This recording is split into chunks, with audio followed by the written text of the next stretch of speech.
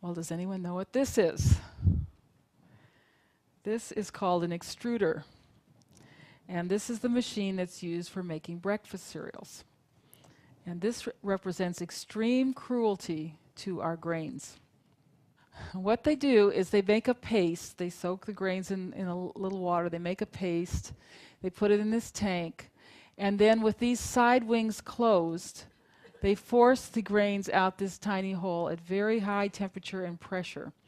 And depending on the shape of this hole, you get a cornflake or a Cheerio or shredded wheat or any of these types of breakfast cereals.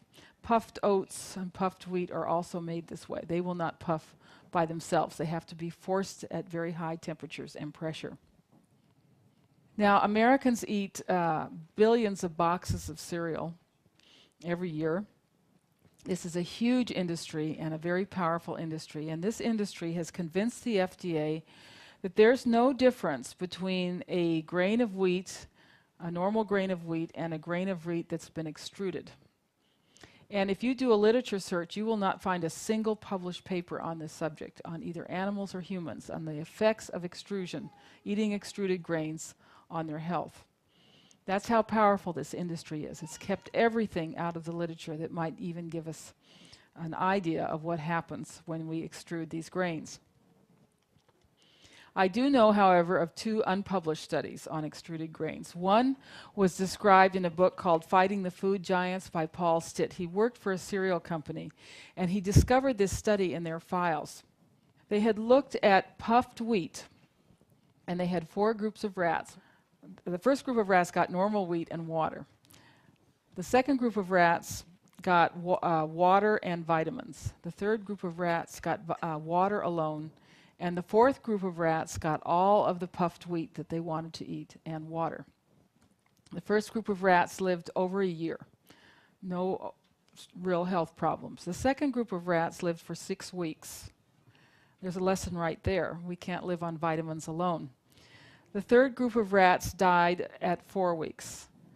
The group of rats that got all the puffed wheat they wanted, they died at 2 weeks. So 2 weeks versus a year. Extruded wheat versus regular wheat. I think there's a difference there. But the FDA says there's no difference. The second study was done by a man named Laurent Zanier, who did not publish it, but he described it to me on the phone. He had 3 groups of rats. One group of rats was fed normal rat chow. The second group of rats was fed cornflakes. And the third group of rats was fed the box that the cornflakes came in.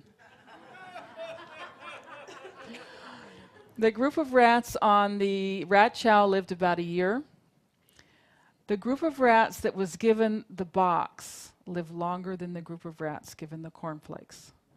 The last cornflake rat died on the day the first box rat died. Now, the rats who got the box died of starvation. They lay down in their cages and became listless, and they just died. But the rats who got the cornflakes became agitated and began to run around in their cages and bite each other and have fits and seizures, and they died of convulsions. And then they did an autopsy, and they found lesions. This is abnormalities in the gut and on the nerves. So there was something very toxic to the nervous system about the cornflakes. Now, in my literature search, I did find one study that somehow slipped past the censors, and it was a microscope study where they looked at the proteins in grains. And the proteins in grains are bound up in what is called organelles, in organized groups or clumps. And when they go through this extrusion process, very high heat and high temperature, they are broken up and warped and distorted. Does it sound familiar? Sounds like pasteurization, doesn't it? We need to be very careful of proteins, especially the proteins in grains and milk, because they are fragile, and once they get warped and distorted, they become toxic. And obviously, in the case of the proteins in grains, they become neurotoxic. Now, here we have a supermarket with a whole row of extruded breakfast cereals, and this photograph was taken in a health food store. And these are organic grains, right? And they don't have any artificial colors. They don't have any sugar. These are good for you cereals, right? The thing about organic grains, whole grains, first they have more protein, and organic grains have more protein than non-organic grains. So the likelihood is you're going to get more of these toxic, neurotoxic protein fragments in the health food cereals than you would if you were buying Cocoa Puffs in the supermarket. And we have a generation of children who starts out each morning eating these breakfast cereals. Do you think there's a connection between the fact that these kids can't sit still in school and have behavior problems and can't concentrate and can't learn, and these extruded breakfast cereals? I think that there's a connection.